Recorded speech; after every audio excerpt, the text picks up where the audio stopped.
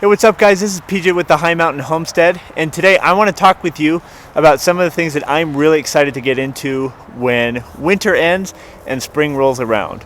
If you're new here, we're the High Mountain Homestead, and we're interested in sharing the best tips and ideas around creating better soil, better plants, and better animals. So if that's up your alley, consider subscribing. Let's start talking about spring.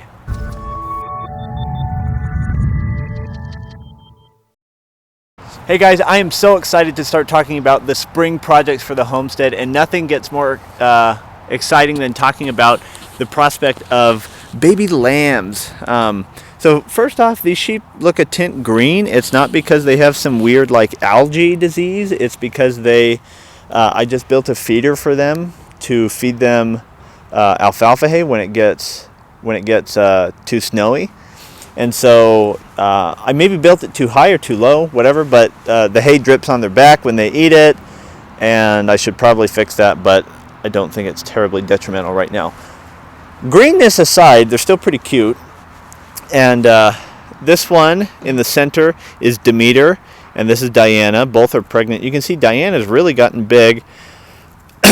She was my smaller of the two ewes, and now she's really sized up, and so I am really looking forward to see whether she has one lamb or two, or what the size of the single lamb is. Since both of these ewes are first-time moms, I'm really looking forward to see, how that works out for them, and really what the first pregnancy goes like. It's also my first time being a lamb dad or whatever.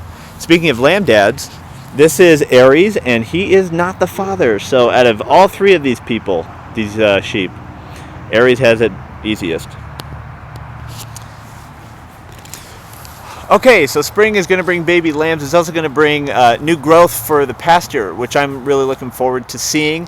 So we haven't lived here even a full year, so really we've only seen late fall and winter here. So I'm really looking forward to watching the pasture grow. Some of the things that we need to do are put a fence in. So sheep are notorious for eating down to the nubs of the grass. So look at this grass. I mean, that's not long. That's an inch, and I don't mow and never have.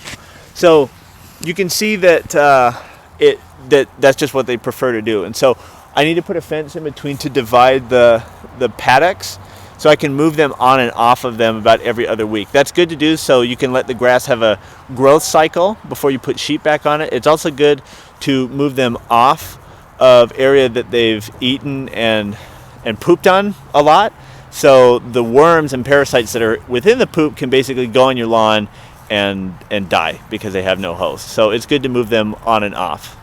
And something else that I'm interested in doing in the spring is I need to plant more legumes out here. So things like clover, I'm really interested in planting. I also just bought some like prairie grass that grows really tall and should look really pretty. That should be good for the sheep. So right now it looks like just lawn grass, which is fine, but a lot of people recommend either a 70-30 or 60-40% grass to legume pasture for sheep. So I've been looking at some clover varieties and some other legumes that would grow well here in Utah. So basically, when it warms up enough, and I've got my fences up so they don't just eat the new growth and kill it. I'm gonna be planting some new legumes out here, so should have a pretty good looking lawn. All right, you know what else I'm really passionate about is poop, sheep poop in particular. So we have started composting, which I'll walk over to, but look at this stuff. I mean, it's just so much, and it's everywhere. It is just absolutely everywhere out here. So as the weather warms up, I am really excited to get a rake. Whoop. There's like a moat of poop right there. I'm really excited to get a rake and a shovel and a wheelbarrow, which is embarrassing. I don't even have a wheelbarrow yet. And just start hauling loads over to the composting bins. So I'm going to be doing a separate video about our compost setup. Right now we have just 2 boxes, I guess you could say. But I imagine that those are going to fill up really fast because we've got tons of trees surrounding this place, as well as a lot of poop to be had. So those are 2 great elements to make good compost. Here we are right now looking at the compost setup. We've got this bin. Anytime we put kitchen scraps out, I just pile on another layer of either hay or leaves, and that really helps make sure no birds or vermin get on there. And then this box is empty right now. So when we get more stuff, we will be loading that up with sheep poop and leaves and stuff like that. Hey, fun fact about sheeps and their poop is that they actually are about 150% more nutritious for your soil than cow or horses. Another plug for sheep. Okay, and next piece that I want to talk about is we want to do chickens. So I'm really excited about that. We don't have a coop though. We have a few ideas for where to put that. So right now behind me, you see it's just a creepy kid's playhouse. I'm not even going to show you inside. It's like the stuff of nightmares. That's going down, or maybe we turn it into a chicken coop. I don't know. Well, it's probably going down though. Honestly, we just want to start out with like half a dozen layers and maybe in 2 years get into meat bird and more production bird. So we'll see. If you have any ideas or advice, please let me know. All right, real quick, one more thing that we want to be doing is we've got this shed back here. And I am pretty darn interested in moving that shed. So we want to get a forklift and essentially move it to this RV spot. We originally wanted to use this RV parking spot for row crops and more of a legitimate garden operation, but it's covered by the house over here. We've got some trees over there, so it doesn't get a whole lot of sunlight, and I would rather just use the garden space back there that could be utilized if we move that shed there. So hopefully we're able to do that. But when I do talk about gardening, I am so excited to utilize our other RV parking spot, which is right here. So lots of gravel. I am willing to bet it is very compacted soil, so there's a lot of aeration that probably needs to be done. I don't know if we're going to go as far as like disking it or tilling it, how official, but hopefully we can utilize some of the compost before we actually want to start planting on this. And we've got a good amount. So some of the things that we want to be growing here are really your primal vegetables. So a lot of zucchini, a lot of squashes, Brussels sprouts, broccolini, things like that. A lot of lettuces. I'm really excited to have lettuce on demand. And then I would love to grow enough salsa stuff, so like tomatoes, onions, peppers, things like that. How many times do you want salsa and you don't have it? For me, that's like every other day. So that's gonna be really cool, and I'm excited for that.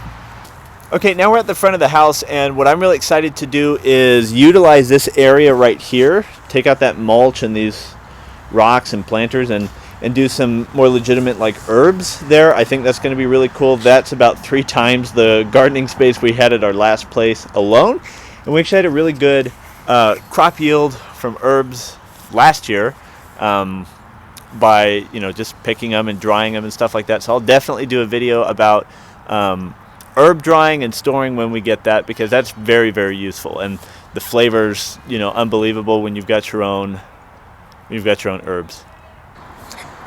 And I saved the worst for last. The people before us living here did not actually line up their water to secondary water, which means they were using culinary water to irrigate the entire operation here. That got really expensive. In fact, when we went to the city to go turn on secondary water, they're like, yeah, it's a good thing you did, because water was consistently over $400 or even $500 a month during the summer months. And it's like, nope, that's not the life I want to live. So we're excited to be lining up secondary water for the price. The downside is going to be lining up our water lines to it. So for now, I think I'm gearing just toward flood irrigation for the pasture, and then lining up some lines for the gardening area. But I'm not looking forward to that, because that's going to be a multi-weekend project, but it's totally necessary. It's just something we've got to do.